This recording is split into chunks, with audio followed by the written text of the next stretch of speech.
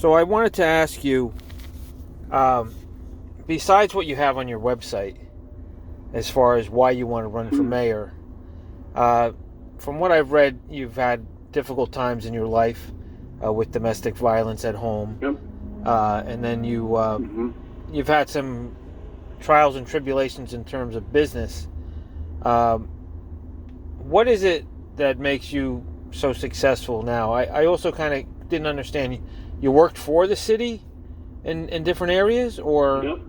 okay. Yep. So you had a public life. How about we start there? What was your public life? So I worked for the city government from 1990 to 93. I was in the city's corporation counsel's office, and in the affirmative litigation division. I was hired as the discovery manager for the city's lawsuit against asbestos manufacturers, where the city was seeking to get the costs of suing for to get refunded the cost of removing and replacing asbestos in city-owned buildings. And I was hired because I had construction and architecture knowledge, but it turned into a data project.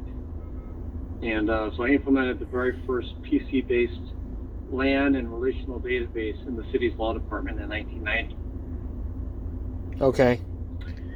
Then in 93, I went to work for what was then called New York State Urban Development Corporation, which is now, hello? I'm here.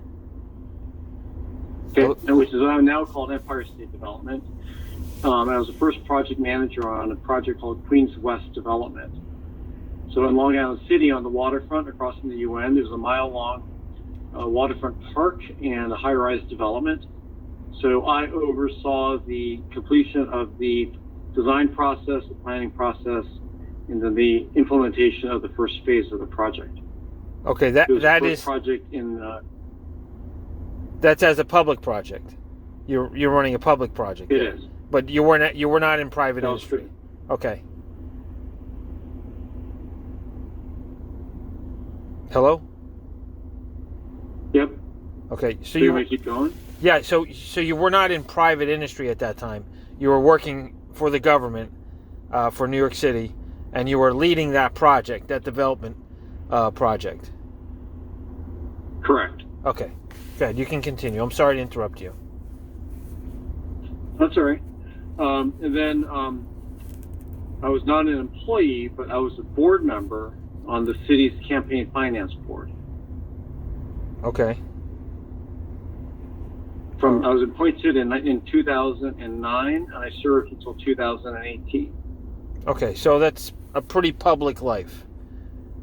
Consistently. Yes, I was the first and only Asian appointed, and I was the first chair of voter assistance. And when I was there, I co-created NYC Votes. Okay, so now let's back up, and you said you had 12 startups, is what I think I read. Can you tell me about your startups that you created? Sure. So, let's see if I can remember. So we could go in order. So I helped.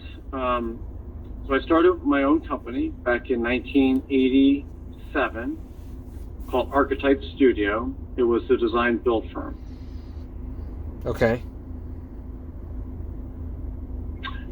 The second company I started was Venture Downtown, which is a conference that kicked off the city's tech startup industry in 1998.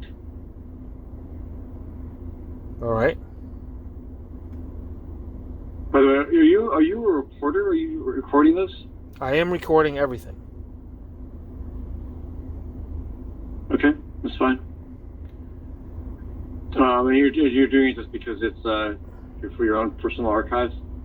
No, we're going to do a story on you. We own Newsweed.com. So it's not for my personal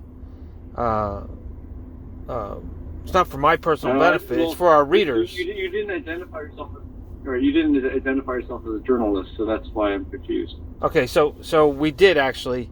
We made an appointment with you today Our assistant Jeremy had called earlier during the week requesting that we have an interview with you so that we can write a story about you running for office. We're actually contacting all 26 candidates and trying to get information so that we can not give an opinion of who should be the mayor, but so that we can give our readers, who are some marijuana users, some not marijuana users, some people that might consider using marijuana, some people that would never consider marijuana. But we have an audience. We have a billboard on the New Jersey Turnpike and some billboards in the city, and we're trying to grow our audience more.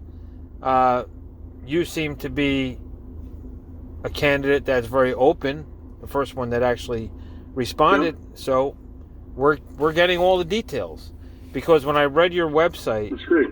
When I read your website, it said you had several startups. I happen to obviously have many startups myself. I know the trials and tribulations. I think you have an interesting background, but so far, what I've heard thus far, if I was going to write a story, is that you've had mostly a public life, except 1987 to 1990, I guess, where you just said that you had archetype, design, build, which as a former builder myself, right. I'm going to ask you some questions too. But great. So my work life starts in 1981. Okay. When I taught music at a summer music camp, and I was also the audio engineer and the camp photographer. Okay. And then from 1981 to 82, I worked at the Peabody Museum of Natural History in New Haven, Connecticut, where I was the assistant to the chief exhibit designer, and did museum exhibit design. Yeah. And then in 1982, I worked on. I was a museum exhibit design. I worked in the construction shop, and maintenance shop. And then from 1982 to 1985, I worked in restaurants. I've worked in every job in a restaurant, from the back of the kitchen to the front of the house. Okay. I also apprenticed in architecture firms in between classes. So when I graduated from Yale in 1985, I had a built project in Portsmouth, New Hampshire. Okay, was it a Yale master's degree or a Yale undergraduate degree? Undergraduate degree, which was in women's studies. Right, I read that. Why did you choose women's studies? There were two reasons. The first was that it helped me explain my life to myself. And the second was because it was an emerging field that was very exciting. In the first, I grew up with racism and domestic violence, and it helped me understand those two things and put it in the context of what was happening globally. And on the second, women's studies was a very new academic discipline, and so I had the good fortune of being able to be there while it was still being created. Right. Okay, that's interesting. Congratulations on getting a Yale degree. It's quite an honor.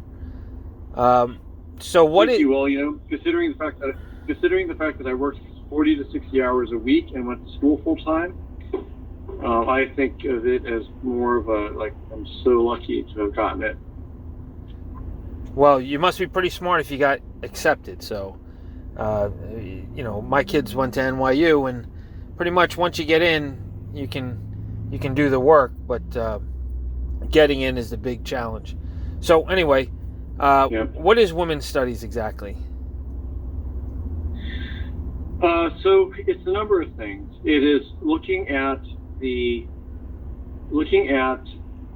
how women are depicted in the world through everything: literature, history, political science, psychology, and understanding how so much of it is based upon how men view women.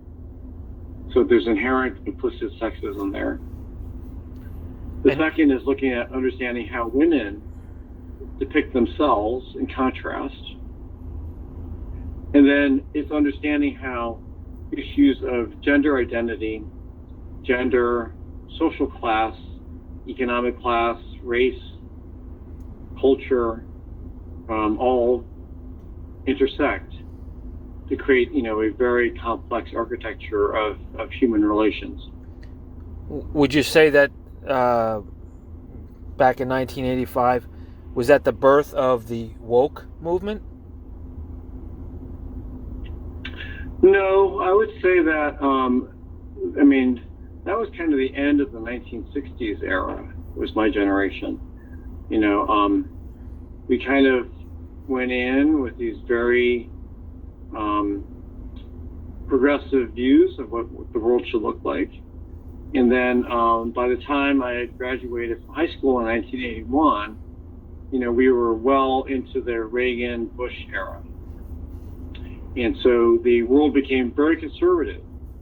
And many people advised me not to complete my women's studies degree, or not to pursue it, because it would create difficulties in getting jobs and in my future. Mm-hmm. Okay. So how intensive a study was it? How deep did you guys go? Did you do the history of it, or? History, literature, philosophy, political science, psychology. Mm-hmm. It was a very serious major. Mm-hmm. Some of the toughest courses I've ever taken in my life were in that major. Right. You have an interesting background, that's for sure. You've done a lot of different things, and you certainly work hard. But let's go back to the so now I understand your education. Now I understand, Yep. Why the government would grab you to work in their organizations, because Yale's a great education.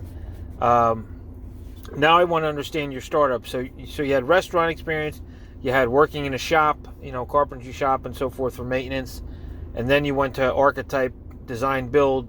I guess after you got out of, or during your time at Yale. When did you? So I graduated in 1985. Right.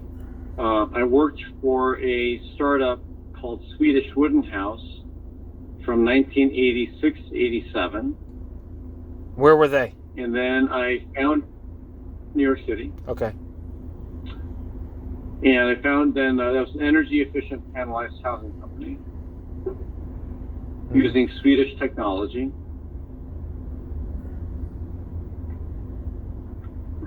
Okay. And then in 1987, I founded Archetype Studio.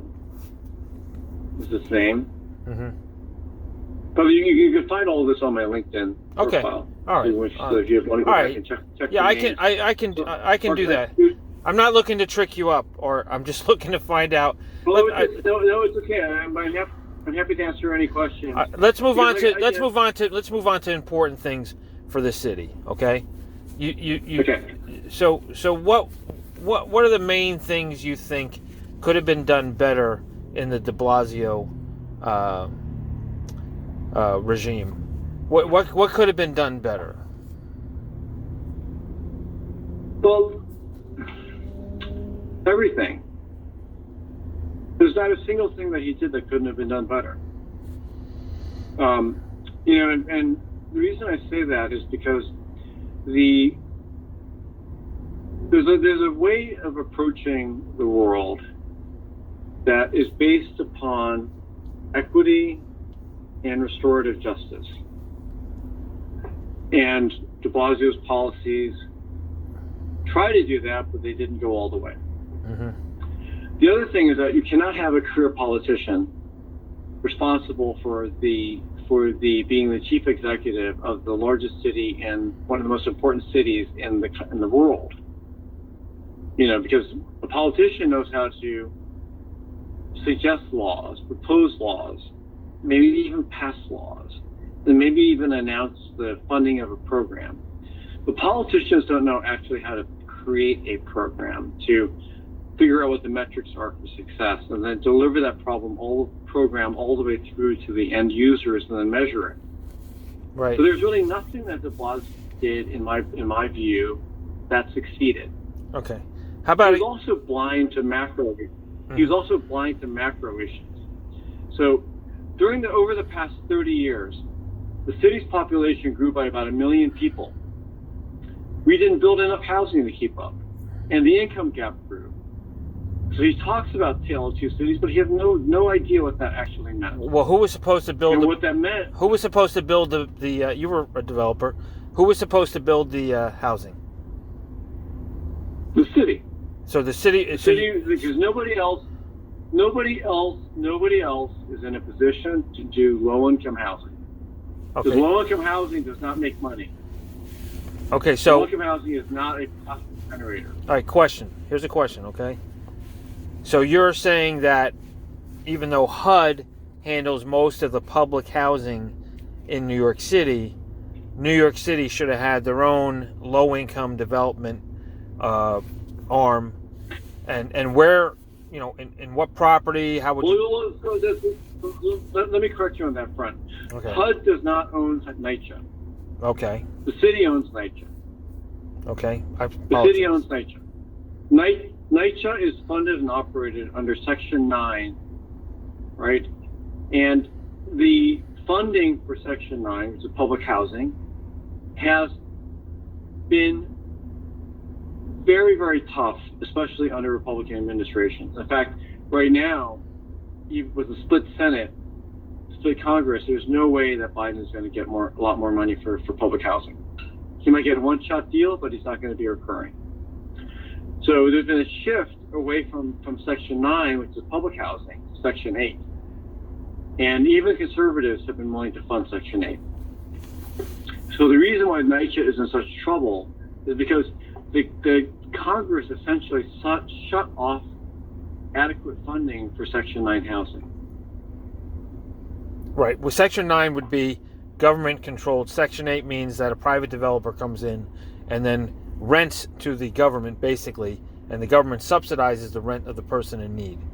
All right. So That's right. So I understand what you're saying there, which makes a lot of people that have the money to invest in cheap housing, for instance, the East Orange debacle, where New York City residents were being sent to New Jersey and basically put in houses that didn't have any water, heat, or electricity, but Section 8 was still paying them the money. But let's not get tied up in little bitty details. Let's move on to the next subject. So housing, you agree that Section 9 should be expanded, and it's not happening from Congress. Now let's move on to defund the police and the Black Lives Matters movement. Should there have been more police action to stop some of the rioting and looting in New York City that scared out a lot of people from the city and created this mass exodus?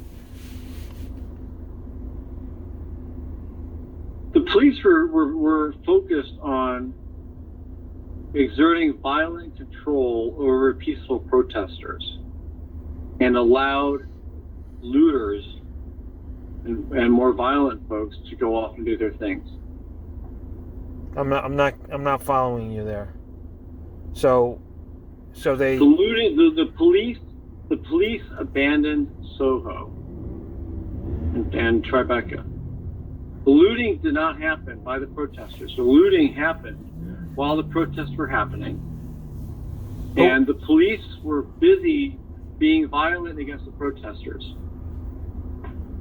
Okay, so there were legit people. You have your facts wrong. You have your facts wrong. Okay, that's okay. Listen, again, everything is perception, right? So I'll accept that you. No, it's not perception. It's actual fact. Go look at the video of the lootings. Go talk to the people who live in the neighborhoods where the lootings occur. They called the police. The police did not come. Okay, so you're saying that you are factually incorrect. Okay, I accept it, and I respect that. I wasn't personally there. I just watched it on television. So I'm corrected to understand that you as an authority, as a fact, know that the looters and the protesters were two totally different people. Correct. Two totally different groups of people. Correct. And they were somehow synchronized by fact that the legit protesters who were trying to stand up for Black Lives Matter were being attacked by the police aggressively, and that gave the opportunity. Where did the looters come from? Were they residents of New York, or were they total outsiders? I have no idea. They weren't arrested. There was no police there. How do you know? How can you know? I don't know. I'm asking. And you're asking me to give an answer for something where the data doesn't exist. All right. So let's move on to something else. So defund the police. Are you in favor of defunding the police or not? So I'm in favor of reducing the police budget. Okay, so I'm in favor of reducing the budget of every single agency, including City Hall. Okay, by how much? How much would you defund the police? But percentage-wise, I'm 1.3 billion. 1.3 billion. It's on my website. 1.3 billion. I wrote a whole blog post about it. Okay, and what percentage of that is that, Art, of the budget? Well, the budget, including personnel costs, is $12 billion. You can do the math. Okay. All right. No problem. We have that. We'll figure that out. Okay. So, homeless. Let's talk about homeless. Are the homeless people without homes, or is there something else going on? Because I see that there was a few incidents, quite a few incidents actually, of homeless people attacking what appeared to be New Yorkers or visitors. Or maybe that's wrong. Maybe they were looters too. But can you tell me what you would do with the homeless crisis? And this would be, something that's very important to people that might consider moving back to New York. What would you do?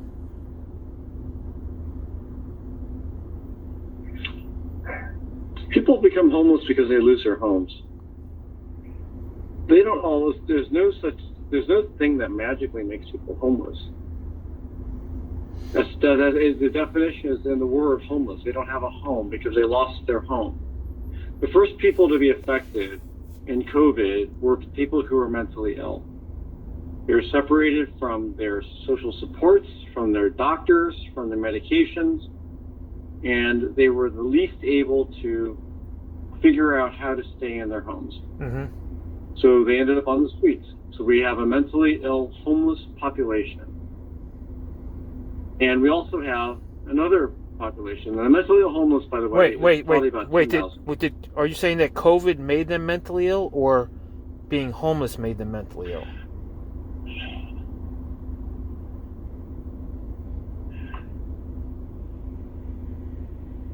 I can't have this conversation. Art, I'm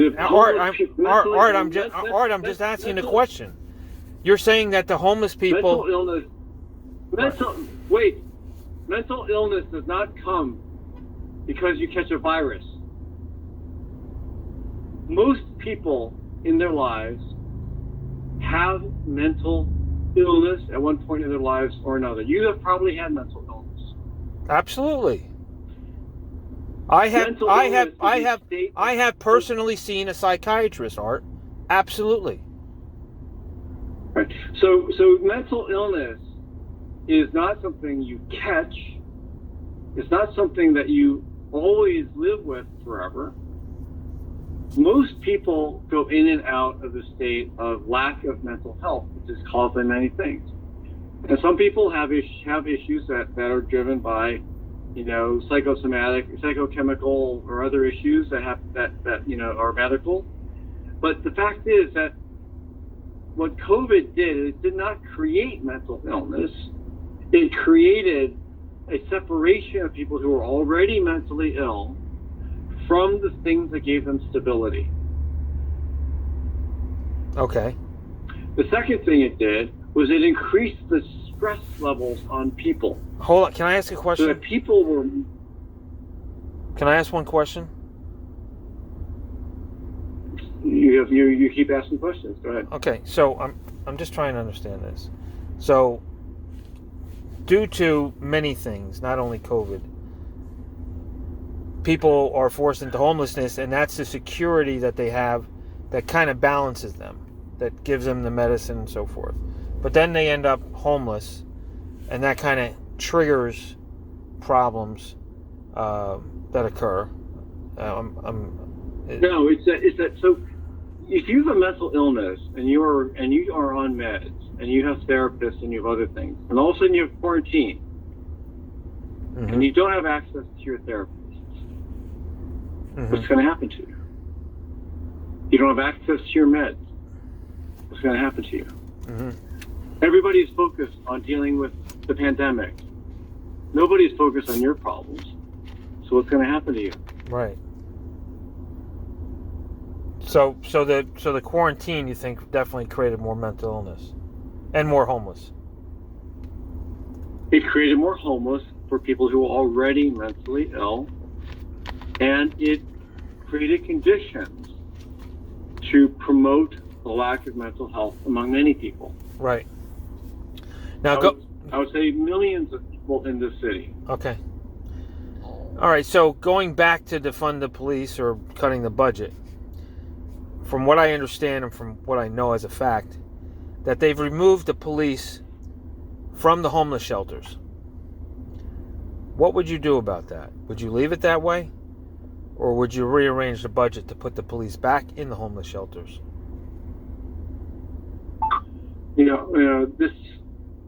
I'm in favor of closing the major men's intake shelter and distributing it into smaller intake centers closer to communities.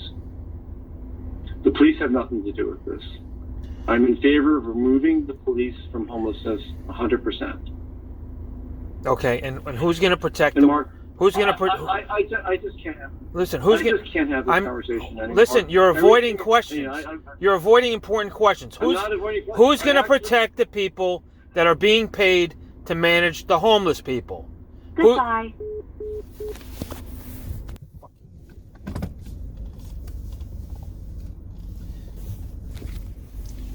Let it be known that Art Chang would not answer the questions about how people that are giving up their lives to protect homeless people and manage homeless people, he doesn't want to answer that question.